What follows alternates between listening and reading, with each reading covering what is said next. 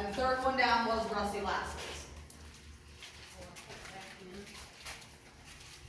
Now take your time around the gang cells, but when you do make your way down here, I like to give a really good example of the doors was to help try to protect against solids and bodily fluids being thrown at the officers.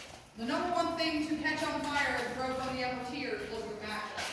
The number two thing to catch on fire and throw from the upper tiers was your cellmate.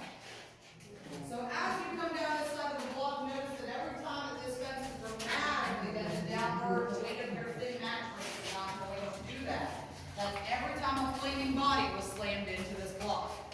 And as you can see, it was quite a few times.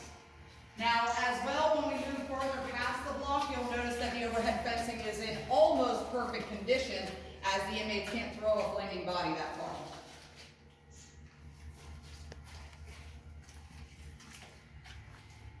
They didn't have books or anything. I'm just amazed that they did some work.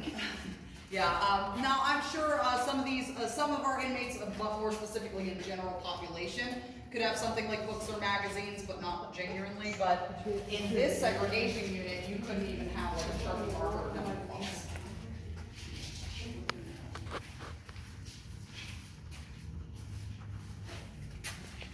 You'll notice some of the doors have pieces of steel that are about halfway cut through or missing completely. These inmates would smuggle over razor blades or anything they could find, usually hiding them under their tongues. And they would saw away at that steel for months and months of time. And then in cell number 16, you can actually see some small scratch marks. Break your toes, then break your nose. So we took down those secondary bunks. However, there used to be two. But during time of overpopulation, that does leave a third gentleman who has to choose a sleeping location.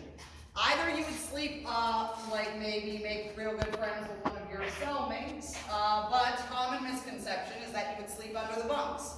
You absolutely would not, because it's scrappy. And you may have seen one of Scrappy's shirts in the gift shop. It's got all those Guns N' Roses lyrics and logos on it. Scrappy was the tattoo artist of the block, and that was his way of silently advertising his artwork. Now you may also have recognized this cell if you've ever watched Hulu's Castle Rock, as the actor Bill Skarsgård was featured within this cell. They also set fire to our kitchen. We gave them permission to do that, but it's a really cool scene. You should check it out. We'll be making our way down into what we consider the day room. You blew it all in. Damn.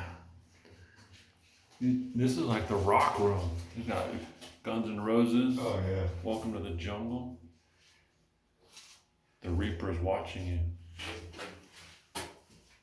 The only time inmates really ever enter through this room is after lunch, when they would like to make their way out, as well as back in from the mornings.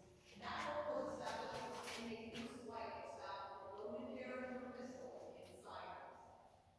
And guess what you think of? Because it fits 4 men at one time. But because this is a segregation unit, these men are not trusted. The water temperature and pressure are not controlled by the inmates.